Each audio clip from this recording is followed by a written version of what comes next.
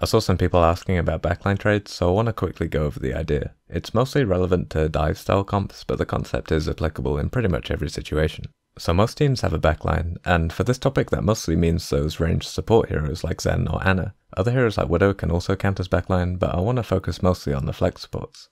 These heroes have a lot of potential, especially when the fight is going down in their LOS. So in these comps like Dive, where heroes can spread out and cover distance, those supports are often the main focus of both teams, as each team is trying to set up their own while taking the enemies down. For reasons I've mentioned in other videos, we don't tend to see teams engage directly onto those supports, but there are some situations where they might go for it. However, if you do find a way to slip past the enemy team and get onto their backline, the lack of pressure you're putting on the rest of their team gives them an opportunity to do the exact same to your backline, which is where we get this idea of the trade, and there are two main situations this can be a good idea.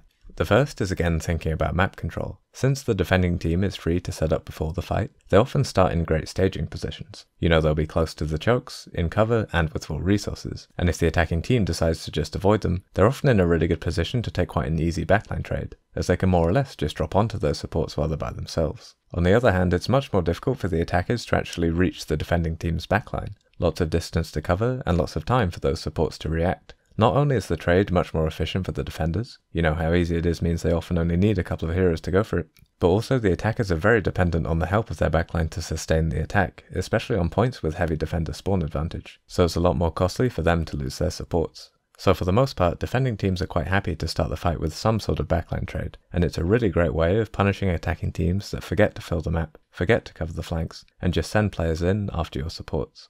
The other main situation is to do with ultimates. Sometimes a team will be in a great position to take that type of trade due to the ults they have available.